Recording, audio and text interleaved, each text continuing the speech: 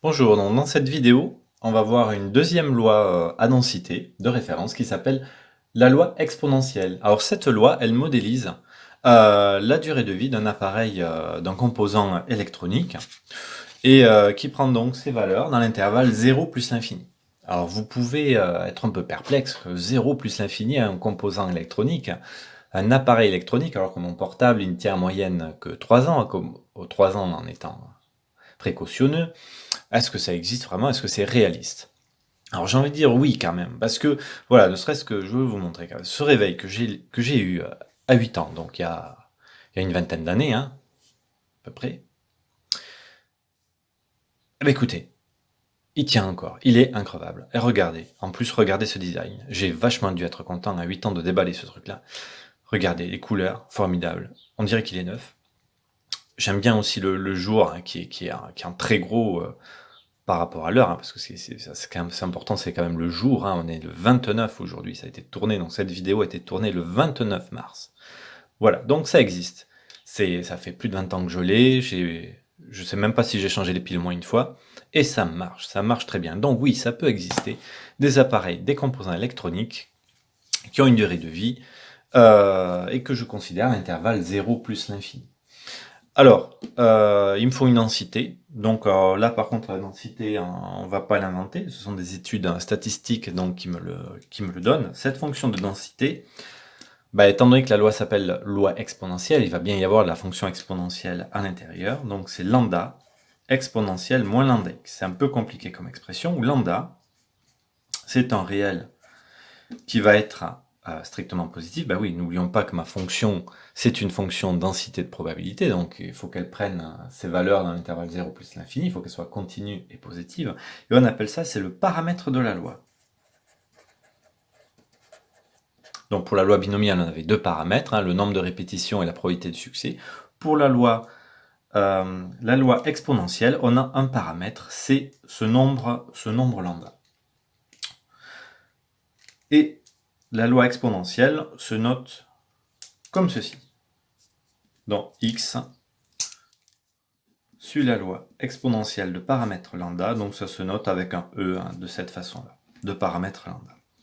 Voici la représentation graphique. Et ce qui est intéressant, c'est de savoir où va se situer lambda dans ce graphique-là. Donc là, faites pause si vous voulez réfléchir un peu. Donc là, je vais vous le dire. Si je fais l'image de 0 par ma fonction, ben, qu'est-ce que j'obtiens? Sachant que exponentielle 0, ça fait 1. J'obtiens lambda. Donc graphiquement, ça veut dire quoi? Ça veut dire que lambda, je l'ai là, sur l'axe des ordonnées. Donc ça, à retenir, parce que c'est toujours, ça peut être utile dans les exercices. Donc, comment est-ce que je calcule des probabilités? Donc, je calcule des probabilités en calculant des intégrales, hein, c'est un calcul d'air. Donc là, la probabilité que x soit situé entre 2 et 4, donc ça veut dire c'est la probabilité qu'un composant électronique ait une durée de vie comprise entre 2 et 4, alors là l'unité, admettons, des années, hein, pourquoi pas. Donc c'est l'intégrale de 2 à 4 de ma fonction de densité, qui est lambda exponentielle moins lambda x dx. Et graphiquement, c'est quoi? Bah, graphiquement, c'est l'aire de cette partie du plan.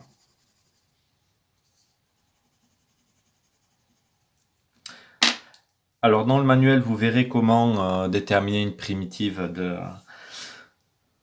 de cette intégrale-là. Hein. Donc c'est faisable, hein. C'est un bon exercice de calcul de primitive, on reconnaît la bonne formule, etc. Donc là, tout calcul fait, ça vous fait exponentielle moins lambda multiplié par 2. Alors ce 2, ça correspond à celui-là, moins exponentielle moins lambda multiplié par 4. Donc ici, hein, ce 2-là correspond à ce 2, et ce 4 correspond à ce 4. Voilà, vous verrez une généralisation dans le cours, hein, dans le manuel ou dans la fiche de synthèse. Et dans les exercices, on va voir qu'on peut directement utiliser cette formule-là hein, sans passer par le calcul intégral. Le calcul intégral me permet juste de vous dire comment est-ce que j'ai obtenu ça.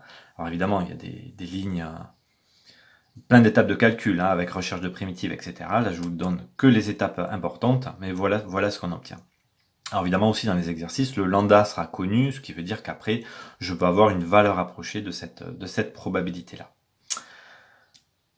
Deuxième calcul de probabilité, la probabilité que x soit supérieur à 9, ouais, je dis supérieur, ça sert à rien de dire supérieur ou égal, puisqu'ici, l'inégalité stricte, l'inégalité large, ça n'a pas d'importance quand je calcule des airs. Donc graphiquement, c'est cette partie-là, hein, je vais jusqu'à l'infini. Alors vous voyez que malgré qu'ici je vais jusqu'à plus l'infini, hein, l'air total doit être égal à 1. Hein. C'est assez curieux. Hein. Vous avez un domaine qui est infini, puisque l'intervalle c'est 0 plus l'infini, mais malgré tout, l'air est quand même fini, c'est égal à 1. C'est des particularités des maths. C'est intéressant. Donc ici, cette probabilité-là, ce serait mon calcul intégral de 9 à plus l'infini de ma fonction de densité. Ici, le plus l'infini que j'interprète comme une limite. Donc je vais utiliser, par exemple, t, de 9 à t, de lambda exponentielle, moins lambda x, tx, voilà. Et tout calcul fait, là aussi c'est un bon exercice de calcul de limite, de calcul de primitive de le faire. Tout calcul fait, vous trouvez exponentielle moins lambda multiplié par 9, le 9 qui est là. Donc là aussi, formule qu'on peut appliquer directement et vous verrez une généralisation dans le cours. L'espérance. Donc l'espérance est toujours une moyenne prise par ma variable aléatoire grand X, lorsque je renouvelle un très grand nombre de fois l'expérience. Donc ce serait l'intégrale de 0 à plus l'infini, donc là aussi ça s'interpréterait comme une limite, de x multiplié par la densité, qui est lambda exponentielle moins lambda x dx. Voilà. Donc là, par contre, recherche de primitives un peu plus difficile. On ne peut pas le faire avec les outils qu'il y a dans le cours, hein, puisqu'on ne connaît aucune formule donnée. Donc, si ça vous intéresse, il y a un exercice dans le livre, enfin, vous verrez la démonstration. Ou sinon, pour ceux qui ont fait des exercices supplémentaires, ça s'intègre par partie. On calcule ce type d'intégrale en faisant une intégration par partie. Et tout calcul fait, on trouve 1 sur lambda. Donc c'est 1 sur le paramètre. Donc c'est là aussi à retenir. Alors un petit exemple pour appliquer ces résultats. Donc x c'est la durée de vie, c'est égal à la durée de vie d'un composant électronique. Ça suit la loi, donc j'admets que ça suit la loi exponentielle de paramètres lambda égale 0,0006. Ici l'unité ce sont les heures. Et voici le type de questions qu'on peut vous poser pour une variable aléatoire qui suit ce type de loi. Donc avant qu'on donne la réponse, hein, vous pouvez faire pause et essayer de le chercher tout seul. Là, je vais donner directement les réponses. Donc, comme on l'avait fait pour la fonction, pour la loi uniforme, il serait intéressant de représenter géométriquement ces probabilités-là. Tant qu'on peut faire des petits dessins, c'est quand même utile. Et vous verrez plus tard, après pour la loi normale, ça va permettre quand même de guider notre intuition et de répondre à pas mal de choses, hein, sans faire de calcul trop compliqué. Donc ici, j'ai mon lambda qui est 0,006, donné par l'énoncé. Ma variable aléatoire, elle prend des valeurs de 0 à plus l'infini. Et la première question qui était posée, c'est la probabilité qu'un composant ait une durée de vie inférieure à 1000 heures. Donc admettons que 1000 ce soit ici. Donc géométriquement, la probabilité cherchée, c'est l'air de cette partie du plan. Donc ici, c'est la probabilité que x soit compris entre 0 et 1000. C'est la probabilité qu'un composant ait une durée de vie inférieure à 1000 heures. Alors, maintenant je passe au calcul. Donc ici on peut zapper l'expression de cette probabilité avec une intégrale, hein, sinon c'est l'intégrale de 0 à 100 de ma fonction de densité. Mais ici je peux directement appliquer la formule qu'il y a dans votre cours, hein, qui généralise ce qu'on a vu précédemment. Donc c'est exponentielle moins lambda, qui est ici 0,06, multiplié ici par 0, moins exponentielle moins le paramètre, multiplié par 1000. Voilà, attention de ne pas faire l'inverse, hein, je commence par 0, puis ensuite 1000. Valeur exacte, c'est 1 moins exponentielle moins 0,6. Et c'est toujours intéressant d'avoir une valeur approchée, puisqu'ici c'est des maths appliquées, hein, c'est des probas, c'est des maths appliquées, ce qui fait environ 0,45. Deuxième question. Alors j'espère que vous avez reconnu une probabilité conditionnelle. Donc c'est la probabilité, on demande la probabilité qu'un composant ait une durée de vie supérieure à 2000 heures, sachant, donc c'est bien une probabilité conditionnelle, qu'il fonctionnait encore au bout de 1000 heures.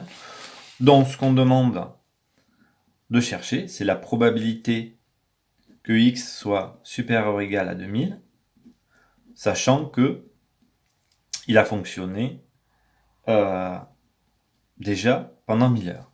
Donc ici, attention, je ne marque pas une égalité, parce que sachant que P de x égale 1000, ça voudrait dire qu'il a fonctionné 1000 heures, et exactement 1000 heures. Ça veut dire qu'après, il a claqué. C'est pas le cas. Donc je sais qu'il a fonctionné pendant 1000 heures, et moi ce qui m'intéresse, c'est que finalement, il fonctionne encore au moins 1000 heures de plus.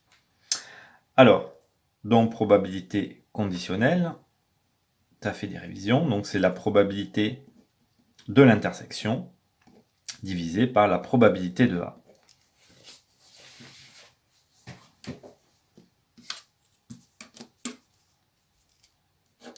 On va calculer ces probabilités séparément. La première, l'intersection, c'est peut-être un peu la plus délicate. Donc, déjà, il y a deux ensembles à prendre l'intersection. Donc, l'intersection, c'est prendre les éléments communs. Donc, les éléments communs, alors peut-être si je fais un petit schéma, ça sera peut-être plus simple. Donc là, c'est x. Donc, x doit être à la fois supérieur à 1000 et à la fois supérieur ou égal à 2000. Alors, x supérieur à 1000, c'est ça. Donc là, c'est x supérieur à 1000. X supérieur à 2000, c'est ça.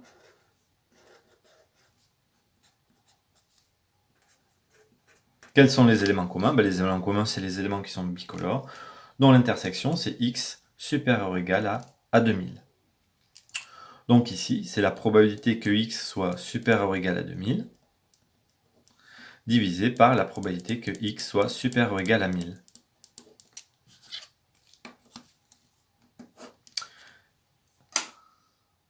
Donc ici, je peux utiliser la même expression que précédemment, que je généralise dans le cours. Donc c'est exponentielle moins le paramètre multiplié par 2000, divisé par exponentielle moins le paramètre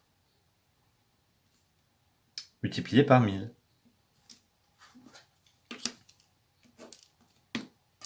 Et tout calcul fait avec les propriétés de l'exponentielle, ça fait exponentielle de moins 0,6.